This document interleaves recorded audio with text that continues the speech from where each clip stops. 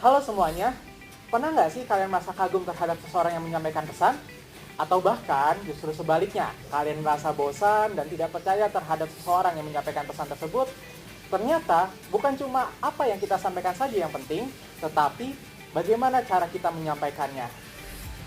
Dalam biokomunikasi terdapat 3 besaran utama yang dapat kita terapkan agar sebuah komunikasi atau pesan yang disampaikan dapat lebih menyentuh, dapat dipercaya, dan juga dapat lebih meyakinkan. Mereka adalah logos, pathos, dan ethos. Teori klasik yang dikemukakan oleh seorang filsuf Yunani yaitu Aristoteles yang hingga saat ini dapat dijadikan sebuah dasar dalam penyampaian pesan yang efektif, baik untuk berpidato, presentasi, dan juga dalam berkomunikasi sehari-hari.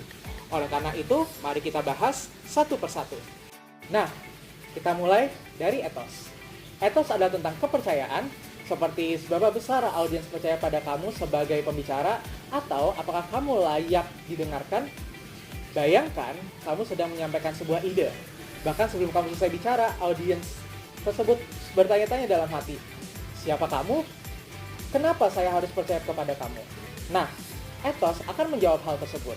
Misalnya, kalau seorang dokter menjelaskan pentingnya tidur yang cukup, mungkin kita akan cenderung lebih mempercayai dan mempedomani hal tersebut karena seorang dokter merupakan ahli di bidang kesehatan. Namun kalau misalkan ada seseorang yang menyampaikan hal tersebut sementara dia tidak punya background di bidang kesehatan, mungkin kita akan cenderung berpikir dan akan cenderung lebih skeptis.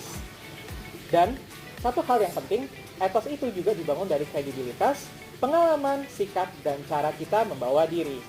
Tapi jangan salah, ethos bukan cuma soal gelar atau jabatan. Kita bisa membangun ethos lewat cara bicara yang jujur, cara berpakaian yang rapi, atau sekedar menunjukkan empati dan ketulusan. Untuk mengembangkan ethos, ada beberapa tips yang bisa kita lakukan. Di antaranya adalah kita menyampaikan bahwa kita paham sekali terhadap topik yang akan kita sampaikan, kemudian berbicara dengan tenang dan percaya diri.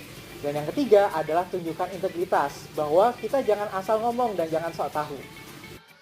Kita masuk ke bagian kedua, yaitu pathos, yaitu berkaitan dengan kekuatan emosi.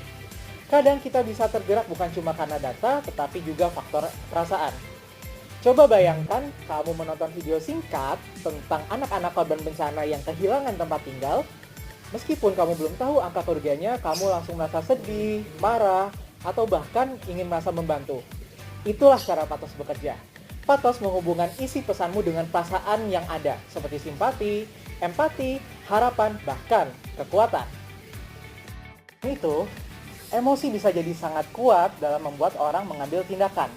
Contohnya, Martin Luther King saat menyampaikan pidatonya yang legendaris, I have a dream. Tidak bicara statistik diskriminasi, ia bicara tentang mimpi, keadilan, dan harapan. Kemudian audiens pun tergerak, dunia ikut berubah. Pathos bukan hanya sekedar manipulasi, tapi cara kita membangun jembatan emosional agar pesan kita terasa manusiawi dan nyata. Nah, oleh sebab itu, terdapat beberapa tips untuk mengembangkan diri kita dari segi pathos. Yang pertama adalah gunakan cerita nyata, bukan hanya data. Yang kedua, ekspresikan suara dan mimik wajahmu. Dan yang ketiga, sesuaikan emosi dengan konteks audiens. Terakhir kita punya logos, yaitu daya tarik logika, data, dan argumen yang masuk akal. Logos ini membuat pesanmu lebih terasa rasional. Kalau misalnya kita sebelumnya bahas pathos yang lebih menyentuh hati, maka logos ini dapat menyentuh pikiran kita.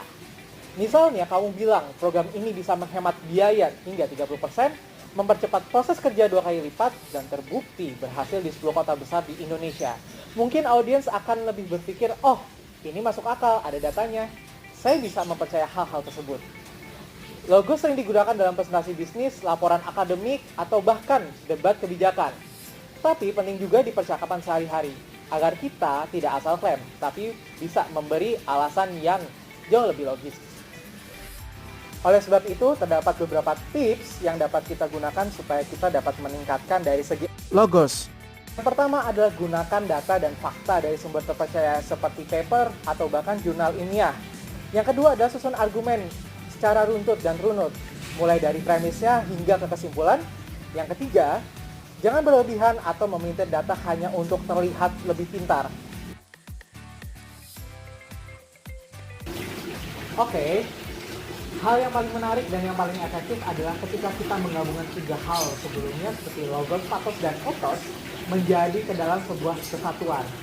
Contohnya adalah pada saat saya memberikan press release atau pidato terkait dengan kondisi murid saya pasca diterpa oleh COVID-19. Kita bisa menyampaikan hal seperti ini. Saya sebagai seorang guru yang sudah berkecimpung di dunia pendidikan selama 15 tahun, merasa sangat sedih melihat kondisi siswa saat ini karena kehilangan motivasi belajar karena dampak dari pandemi COVID-19. Menurut data Kemendikbud, lebih dari 60% siswa mengalami learning loss yang signifikan. Oleh karena itu, saya percaya bahwa program ini harus dijalankan segera agar dapat memperbaiki keadaan pendidikan di Indonesia. Nah, kamu dapat dipercaya karena punya pengalaman, kamu dapat menyentuh hati audiens, dan kamu dapat memperkuat semuanya dengan data yang logis. Komunikasi seperti itu yang sangat menginspirasi, yang dapat menggerakkan dan bahkan dapat mengubah sesuatu.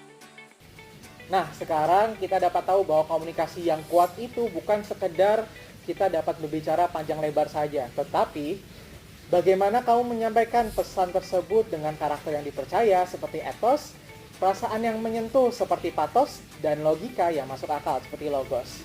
3 elemen ini dapat diibaratkan seperti 3 kaki meja. Kalau salah satunya hilang, pasti pesannya bisa goyah. Tapi kalau semuanya hadir, kita bisa jadi pembicara yang meyakinkan, bahkan kita bisa menginspirasi orang lain.